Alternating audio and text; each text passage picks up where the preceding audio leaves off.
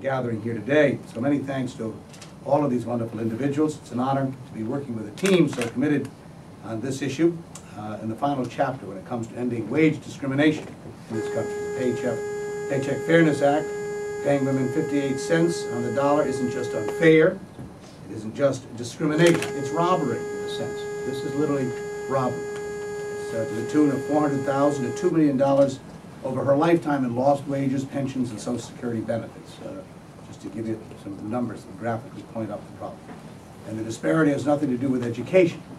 Women 1 year out of college earn 80% of what men do.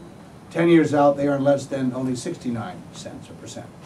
As Nicole Ferrand of Hartford, Connecticut recently told one newspaper in my state, we earn $3.50 an hour less than a male co-worker with less experience, less education to perform the same job. And that is happening, of course, all across our nation. I have two very young daughters. I have Grace, who's 7, and Christina, who's 4. How can I look them in the eyes, their father, and say to them, honey, if you do everything you should in life, you work hard, you're willing to work for it, you just won't get paid what you're worth in the future. And so the face of this issue are also my two little girls. And I want them to grow up in a country that treats them with the same degree of fairness that she would if they were my two little boys growing up in America. The time has come to level the playing field once and for all, to insist that women be paid what they deserve. And that is why so many of us in Connecticut have been fighting, by the way, to restore the State Permanent Commission on the Status of Women, which is in jeopardy of being eliminated.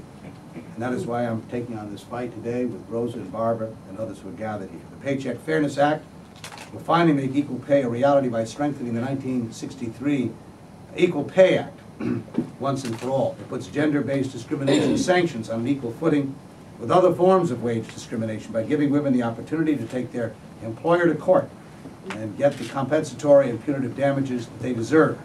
It also prohibits employers from retaliating against employees who share how much they earn with their co-workers. Lily Ledbetter, who's been talked about here today, who was so courageous in fighting to advance the bill that carried her name, didn't even know she had been discriminated against for years and years and years.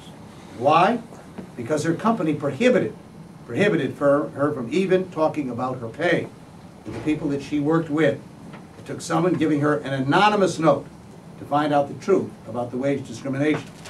This bill that we're authoring here says that women can't be penalized or fired for discussing how much they are being paid in comparison to their fellow employees. For the very first time, the Paycheck Fairness Act closes a loophole that has let far too many employers off the hook in pay discrimination cases. Current law allows these employers to cite any factor that has determined the pay other than gender, even when the factor has nothing to do with their job performance, such as male workers' stronger salary negotiations. The bill says employers won't be able to use those excuses any longer.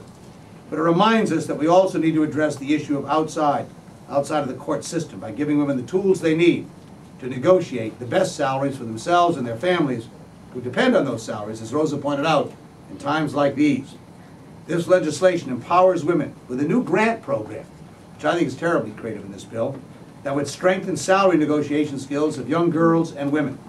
And lastly, the bill requires the Department of Labor to step up its efforts when it comes to equal pay, to substantially increase the data we collect on wage disparity and make sure it gets that information in the hands of employers for training and outreach.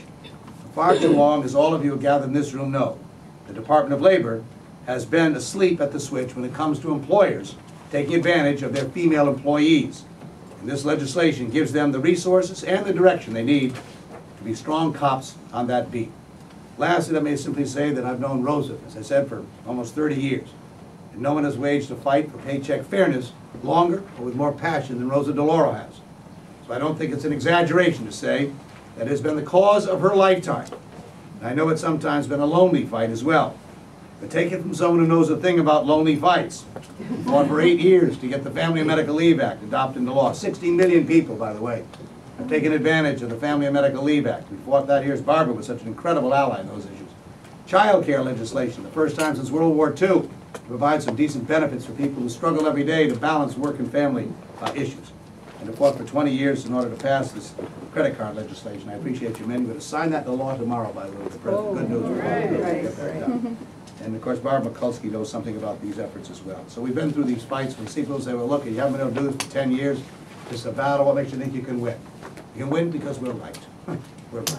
We've got an American president who I think we're right as well. That's a big change. We've got a Secretary of Labor who thinks we're right in this. We've got a Speaker of the House who thinks we're right.